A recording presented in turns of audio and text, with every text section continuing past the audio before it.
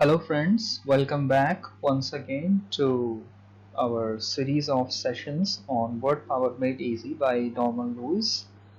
And today we're going to talk about how to talk about various actions, and we are going to cover session number 21 from this book today in this particular session.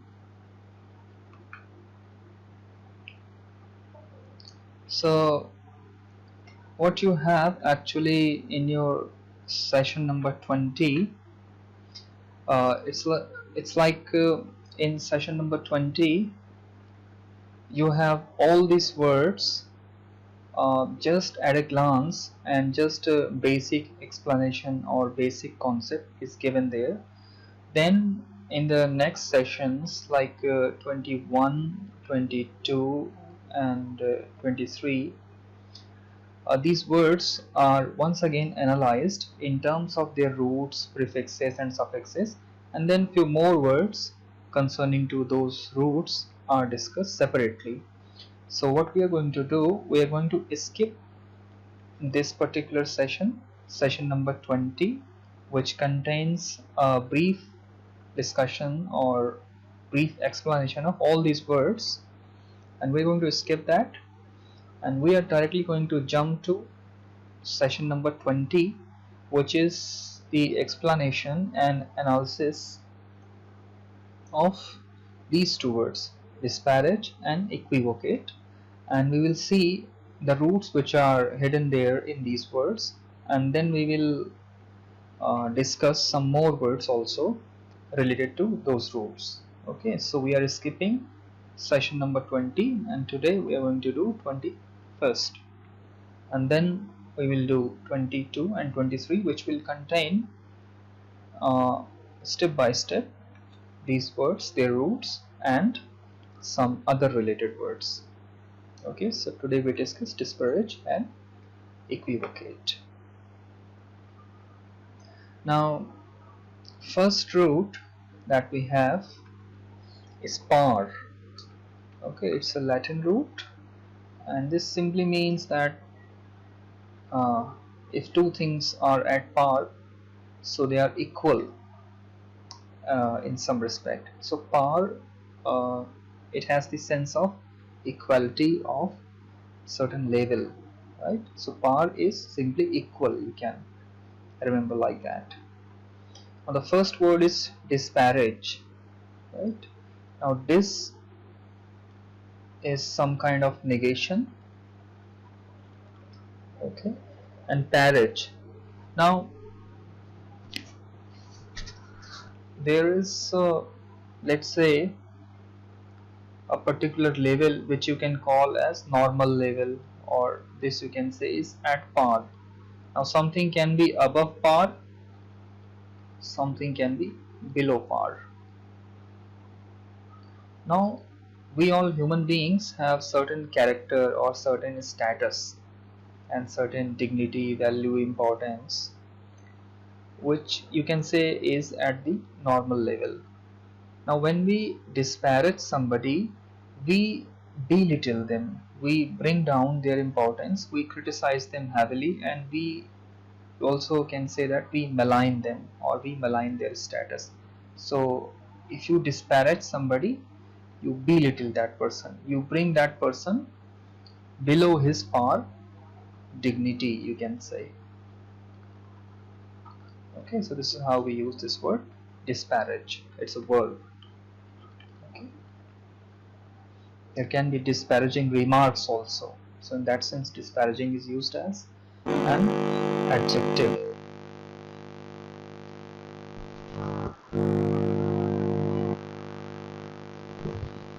Now our second word is parity or parity payments, you can also think about. Now, parity is something equal, and payment is the money paid for something. So parity payment is that payment which is equal to the work. Okay, that payment which is at par with the work which has been done by a particular person, that is called parity payment.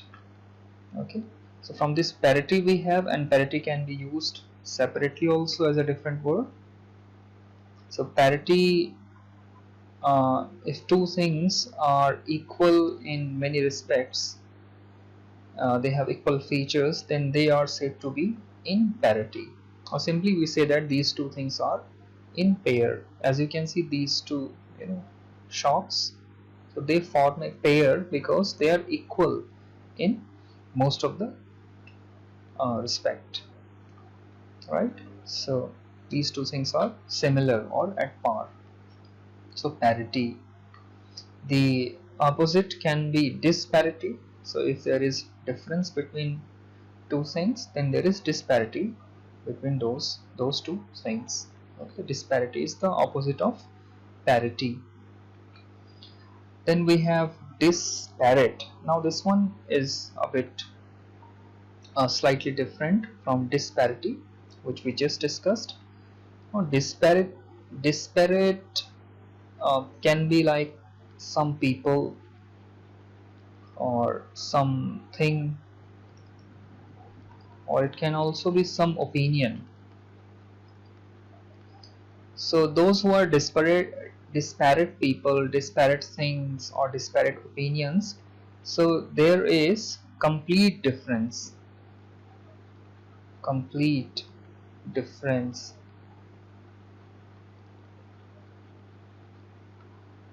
or the fundamental difference is there. So we say that those two things are disparate. Okay, for example, the politicians of different parties, often they have disparate opinions. Okay, they have disparate opinions, they differ completely, okay, foundationally and fundamentally. Okay, so we have few more words from par, just like compare is there, you might be aware of this word. So if we analyze its parts, we get come and par or pair. Now come is with or together, par is some kind of equality. Okay, so the basic idea is that, or the story behind this word is that, two things are compared, let's say x and y, they are compared only when there is some kind of similarity between these two things. Okay, if they are not similar in some respect, then how can they be compared? Okay, so bringing together the paired things and comparing them is the idea behind this word. Okay,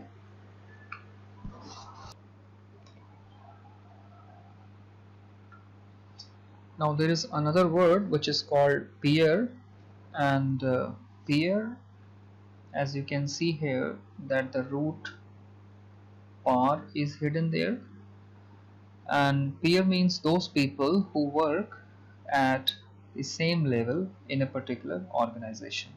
Okay, so your peers are those people who are working at the same level at which you are also working. Okay, so they are your peers, right? And this compere is another archaic or another synonym or an old name for peer. You can also say compere, or you can simply say peer. So here compere, it literally also means with, or the people who are with you, because come root is there, which means with, and peer is people at the same level. Okay, or people at par. And there's one more word which is called peer pressure. So peer pressure is actually when one of your peer, let's say all the peers are at a particular level in the beginning, and if let's say one of the peer rises above the level, okay, goes above, then there is a tacit or there's a hidden pressure on other peers who are left behind, so they also have to rise to the level of the higher peer. Okay, so this particular pressure in a particular organization is called peer pressure. Okay, so when your peer progresses above you, that is called peer pressure, and you have to catch up with that. Okay, so now we have our next root, which is equal, and it simply means equal, and it's there in a score of English words, and let us discuss some of them in this session. And our next session in fact is going to be devoted just to this root and the related words. Okay, but some we will discuss today also. Now one is equivocate. Now equi is equal, and vocate is to say something, right? So when you equivocate, you deliberately say something which has double meaning, okay, or equally double meaning it has. So why do we say such things? Because we want to deceive people sometimes. Okay, you want to deceive people, so you say uh, your idea in such a way that it conveys something, the people understand something, and then later on you can refuse one meaning and then you can go on to the other one, and this is how you play with the language. Okay, so what you do, you equivocate, you say things in a double way or with double meaning, and then later on you deceive people. Okay, so politicians, okay, are said to be equivocating. Okay, of course not good politicians, but the clever ones, politicians, they equivocate in the beginning. So for example, before the election they might say that if you vote me, then you will become rich. If they say something like this, you will become rich. And now when they are elected and the time has passed and the people are not actually rich in terms of money, then the politician might say that when I said that you will become rich, I was not talking about money.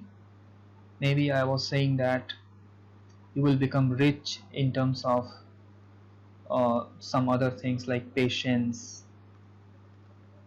Okay, maybe you will become rich in terms of your courage, all those things. Okay, so what you are doing, you are equivocating.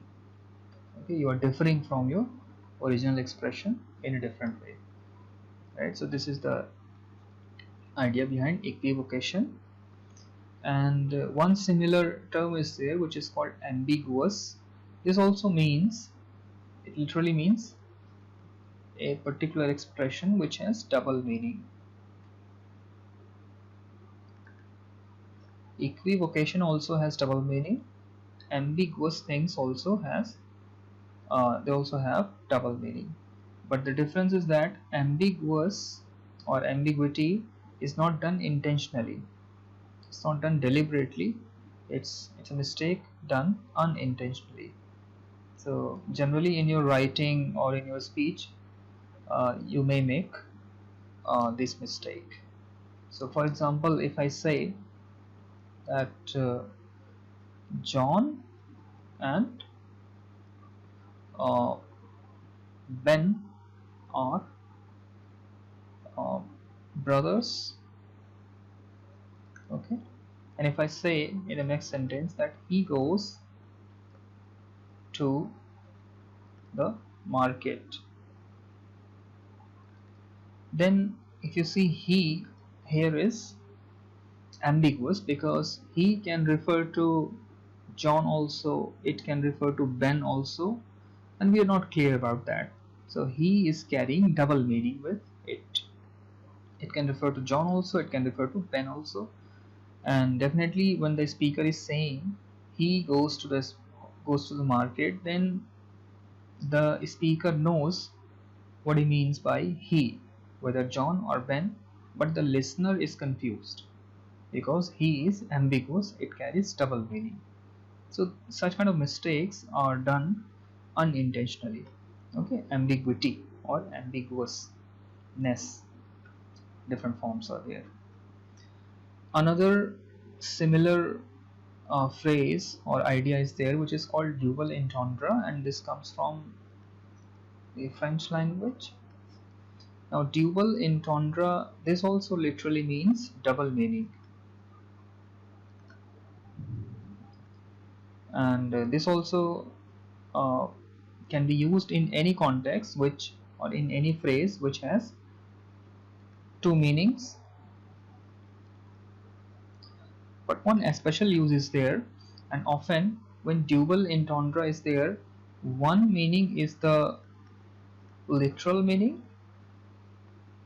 Okay, so one meaning will be literal and second meaning will be something hidden, and it will convey something sexual. Okay, so in double entendre, one meaning is literal meaning as always, and often, okay, not always but often, the other meaning will be sexual meaning. Okay, so let me give you one example that will make things clear. So let's say that these two people are there, one boy and one girl, and they are awake late up until night, and the boy says that let's sleep. Okay, he says let's sleep, then the literal meaning is that let's go to sleep, but there can be a hidden meaning, and which is sexual in one sense, that let us go to sleep or let us have some kind of physical relationship. Okay, so that's an example of double entendre, when the one meaning is some literal common meaning and then the other hidden meaning is something from the sexual realm. Okay, now we have our next root, which is called vox. As you just saw, vox means something related to voice. Okay, of course we have this word voice, which contains this root vox. The way we speak or what we speak is our voice. We have another word which is called vocal. Okay, this can be used in fact in two different senses. One is like an adjective,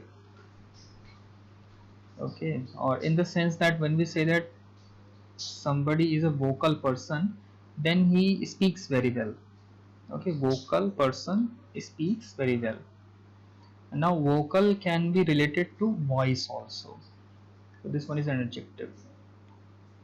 Okay, anything related to voice is called vocal. For example, vocal cord. So here vocal means related to voice. Okay, so vocal also contains the root vox. So two meanings. Now we have our next word, which is vocalist. So vocalist is a singer. Okay, as you can see in the picture, vocalist will be a singer. Here also we have this root vox. Okay, now one common word is there which is called advocate, and if you see carefully, here also you have this root vox, and now advocate is probably always speaking to the court on the behalf of somebody. Okay, so your advocate is going to speak on your behalf.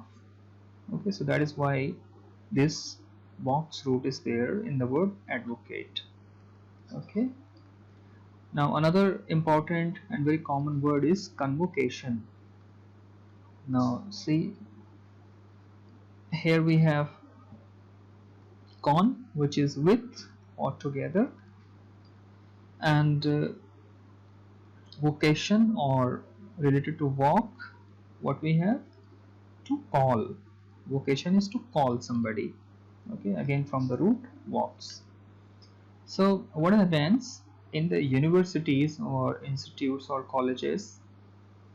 The students who pass out, after some time they are called back, okay, perhaps to collect their degrees, prizes, and many other different things. So they are called together, okay, they are called back together. That is why that is called, or that particular event is called convocation. Okay, calling back of the passed out students so that they can have their degrees, prizes, and many other things. Okay, so that event is called convocation. Okay, it happens in universities, colleges, and institutions. Okay, now our very favorite word here is, which is vocabulary. And here also, if you see, we have this root vox, which is related to voice. So vocabulary literally is a list of the spoken words, okay, voiced words, and they are, or their list is called vocabulary. Okay, so here also we have our root vox. Now equa is not always equal, and what I mean by that, there is another root which is something exactly like this, okay, and but it doesn't mean the idea of equality. Okay, so the question is, what does it mean? So equa is another root which means a horse. Okay, aqua, aqua. Okay, in fact in Hindi or in Sanskrit language we have one word which is called ashva. Okay, so ashva is the Sanskrit word for horse, so probably this cognates with equa. Okay, equa. Now equine can be anything related to horse. Okay, equine, like equine shape, equine power, okay, all those things, or equine food. Now one word is there which is called equestrian. Now the person which you see is above or is riding the horse, that person is called equestrian. Okay, the horse riders, as simple as that. The horse rider is called equestrian. In fact, this one is a man, and if you want to refer to a horse rider who is a woman or who is female, then you call that lady equestrienne.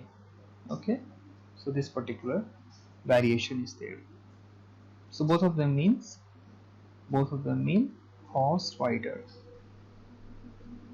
Okay, so this is another root, equa, which means horse, not equality.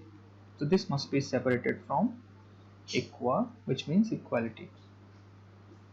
Okay, so with this we end today's session, and once again let me remind you that do not do the exercises of chapter or session number 20. Just skip that and do the exercises of 21 and probably read the theory part also, and then I'll see you in the next session. Bye bye, take care, thank you.